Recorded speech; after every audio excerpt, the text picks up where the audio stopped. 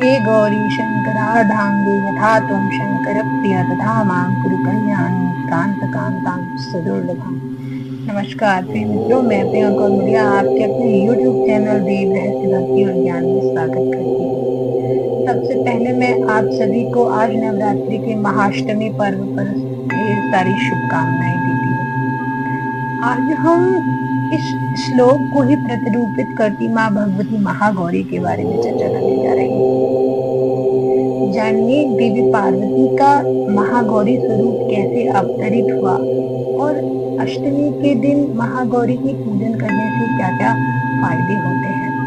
महागौरी हमारे जीवन में किस प्रकार समृद्धि, ऐश्वर्य, बल ये सब लेकर आती है। क्या आप जानते हैं देवी पार्वती के महागौरी बनने के कुछ गूढ़ रहस्य हैं जो भगवान शंकर को जोड़ते हैं। ऐसा क्या हुआ कि भगवान शंकर के आशीर्वाद स्वरूप भगवती पार्वती का स्वरूप ही बदल गया। जानने के लिए जरूर देखिए मेरी इस वीडियो को, और यदि आपको मेरा वीडियो पसंद आए तो उसे लाइक, शेयर, सब्सक्राइब कीजिए। आइए वीडियो को शुरू करते हैं। माँ भगवती गौरी माँ पार्वती के 8वें स्वरूप को कहा जाता है। नवदुर्गा की 8वीं देवी है। माना जाता है कि महाअष्टमी के दिन इनकी पूजा करने से सभी सुख प्राप्त होते हैं। संसार में ऐसी कोई चीज नहीं है जो हमें उनकी पूजा से प्राप्त ना हो। महाअष्टमी के दिन नवरात्रि को बहुत सारे लोग जो होते हैं उन्हें पूर्ण करके अपने व्रत का पारायण भी करते। कन्या पूजन किया जाता है, हवन किया जाता है और उस हवन की अक्षय पुण्य का जो कड़ी है उससे जोड़ा जाता है। क्या आप जानते हैं माँ भगवती महागौरी ने अवतार कैसे लिया? चलिए जानते हैं। और कैसे संबंध है शिव शंकर महादेव की कड़ी का इस एक स्वरूप से। आपने ये तो सुना ही होगा कि देवी पार्वती ने शिव शंकर महादेव देवादिदेव को प्राप्त करने के लिए घोर तपस्या की। कभी जल पीकर, कभी फल खाकर, कभी वह सब छोड़कर केवल वायु में आ गई और अपर्णा कहलाई। केवल पत्ते खाकर कभी वो पत्ते भी छोड़ दिए, कभी सांस लेनी भी छोड़ दी। उनकी दशा ऐसी जर्जर हो गई कि वो देख ही नहीं जाती थी। तपस्या का प्रभाव इतना कि महादेव शंकर को धरती पर, जहाँ वे हिमालय पर्वत पर तपस्या कर रही थी, उन्हें वहां आना ही पड़ा। इसे प्रेम की पराकाष्ठा भी कही जाती है। तो भगवान शंकर ने उनका जब ऐसा स्वरूप देखा तो पार्वती को आशीर्वाद दिया। उस आशीर्वाद में शास्त्रों में विधान है कि उन्होंने गंगा जल से उनका स्नान कराया।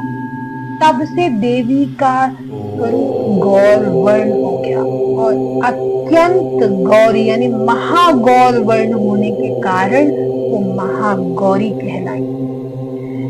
आप जानते हैं महागौरी महान सिद्धियों की दात्री है, महान सिद्धियां देने वाली है महागौरी। यदि आप महागौरी का पूजन अर्चन और विधान महाअष्टमी के दिन करते हैं कुंवारी कन्याओं को खिलाकर, तो आपके जीवन से कभी सुख जाता ही नहीं है। आपको हर प्रकार का लग्जरियस लाइफ मिलता है। यदि आप देवी गौरी का पूजन अर्चन और विधान करते हैं, उनका हवन पूजन करते हैं, तो उससे आपके जीवन में हर तरीके का सुख प्रवेश करता है।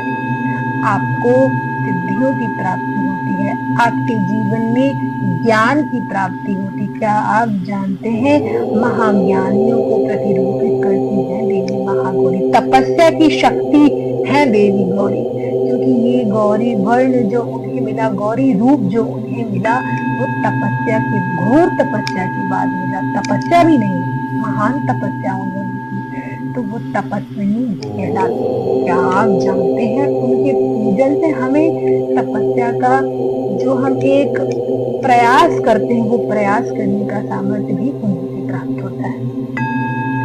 आपके जीवन में आने वाले हर कठिन समय को काट देती है देवी महागौरी।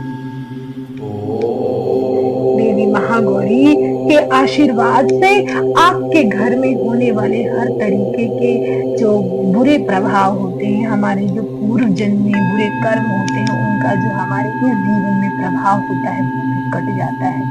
क्या आप जानते हैं महागौरी के पूजन से जो कुंवारी कन्याएं होती हैं उन्हें इच्छित वर की प्राप्ति होती है, क्योंकि महागौरी का स्वरूप मैं फिर कहती हूँ कि उन्हें शिव से प्राप्त हुआ। शिव के आशीर्वाद से वे महागौरी के रूप में परिणित हो गई। तो जो महागौरी के पूजन करेगा तो उन्हें कैसे नहीं शिव जैसे पति की प्राप्ति होगी। शिव तो नहीं मिल सकते, असंभव है, लेकिन शिव समान पति के प्राप्त करने की चाह तो देवियों ने भी। क्या आप जानते हैं रामायण में सीता मैया ने भी गौरी पूजन किया था। सीता मैया ने गौरी पूजन करके यही प्रतिरूपित किया कि यदि जीवन में कुछ भी शुभ करना है, आपको कोई भी मंगल काम करना है, तो गौरी गणेश के बिना नहीं संभव है।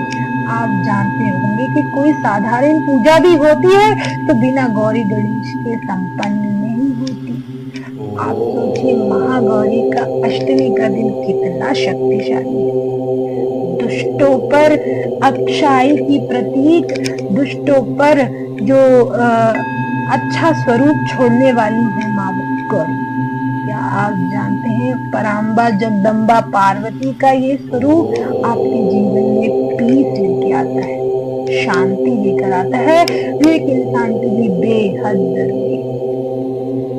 शास्त्रों में कहा गया जब राक्षसों का दलन करने के लिए देवी चंडिका ने स्वरूप लिए तो वो नवदुर्गा में प्रकट हो गई और महागौरी के तपस्या का कितने राक्षसों को निभा दिया। जब सभी मातागण राक्षसों के संहार के लिए रण में उतरते हैं तो वो दृश्य शायद हम और आप तो क्या देख सकते हैं, लेकिन इमेजिन किया जा सकता है कि क्या वक्त रहा होगा।